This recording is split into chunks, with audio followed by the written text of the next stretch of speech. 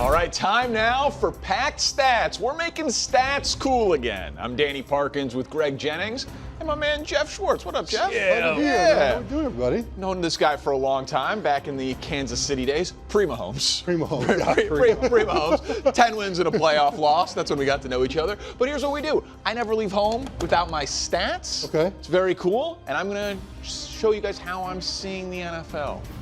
Oh, stat number one. My lights, yes, thank you. I was going to say lights. I'm sorry, Greg, I'm still learning. The first stat, 507, 507. That is the number of touchdown passes that Aaron Rodgers has. But the drop bar there is the thing that is most important. He's going to pass Brett Favre this weekend. How about that? Aaron Rodgers' career 2 away from passing Brett Favre.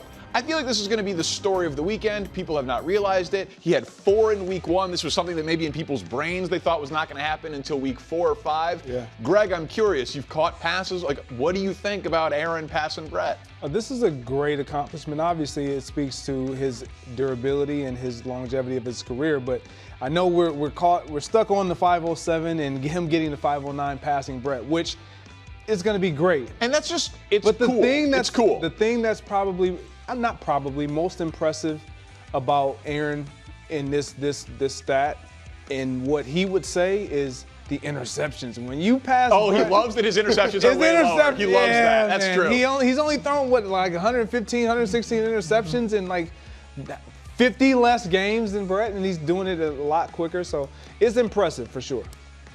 He takes like a little shot at Brett then. 100%. Absolutely. He'll make sure to take that shot. Yeah. Better player, Aaron Rodgers. Are we in a universal agreement there than Favre? He's definitely a better quarterback than Brett Favre is in terms of efficiency and all the things. I have my take on this. Like if I'm playing, give me Brett because he's gonna give me more opportunities to make plays because of the risks. Okay. If I'm coaching, I want that guy to take the field. Aaron Rodgers. Who you want to block for? Aaron Rodgers, more mobile, moves around. Yeah. He sets up his linemen pretty well too. He does. Like they had a good little thing going there where they worked on a lot of cool things based off of what he wanted with the protection scheme.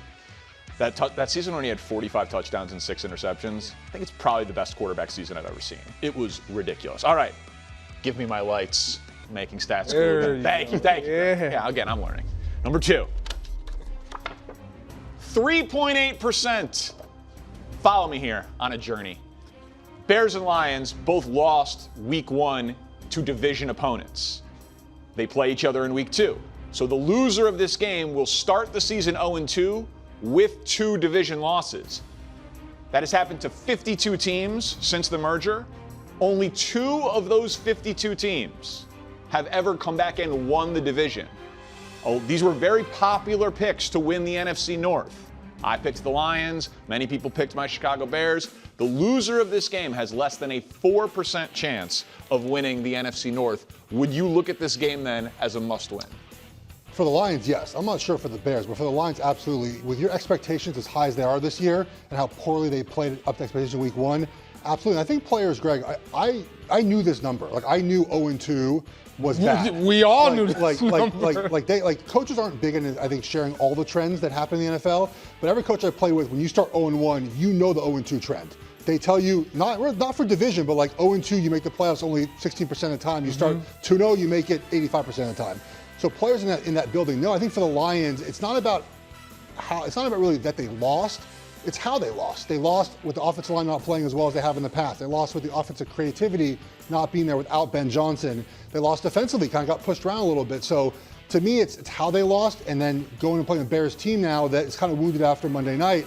It's a must-win for the Lions. Yeah, and with the Lions, we all talked about them winning this division. Yes, however, they can still win the division with this group of guys. We still believe that they are more susceptible to turning it around quicker than the Bears. And so, really? Why?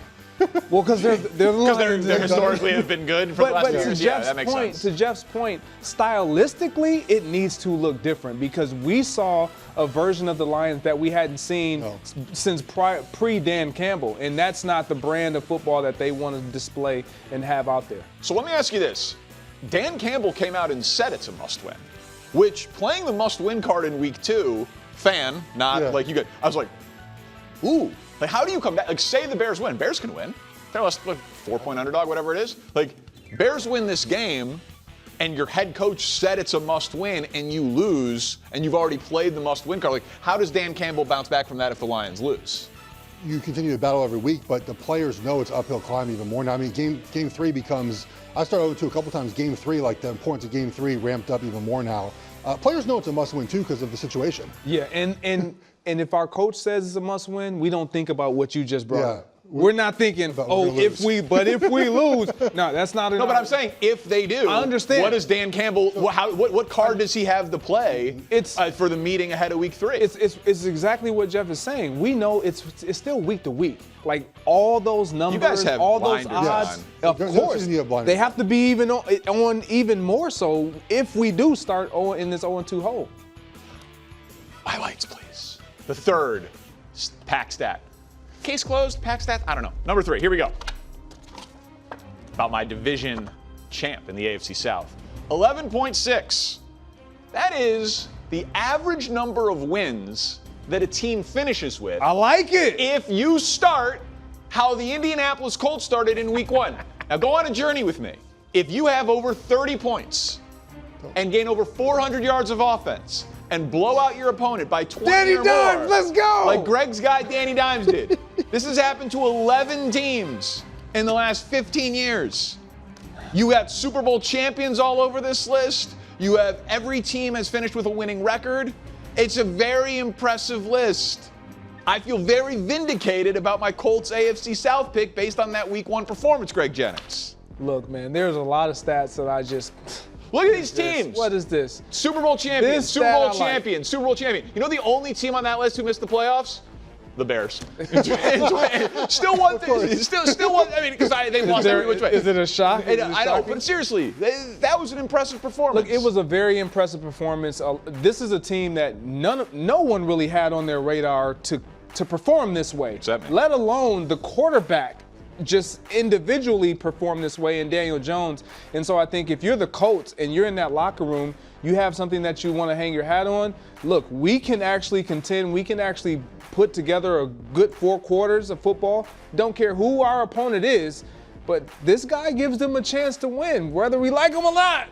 And I happen to like him. That list of teams I don't think played the 2025 Miami Dolphins either. Fair enough. Might be one of the worst teams we're going to see this season. Soft opponent. But look, in Week 1, I thought the Colts would win, not by this margin, but I think that was the best of Jones, right? He's had 2 weeks to prepare. Yes. You don't know what you're getting from him in a Shane Steichen offense. You have an idea, probably a lot of RPOs, play action backs, things like that. We know the limitations Jones has. It's not going to get better as teams figure out what they're going to do offensively. We've seen years and years of him now. Why all of a sudden is he going to be something else he hasn't been? We saw years and years of Baker. We saw years and years of Geno. We saw these other guys too, and it got better. Well, I'll also say this. If you're right about the Dolphins, I think that they might fold up shop early this year, right? The Broncos won't. Like the Broncos were a playoff team last year, and I know there was like a weird Week 1 game where that game was close against Tennessee, but the Broncos should have a top 5, about top 10 defense in the NFL.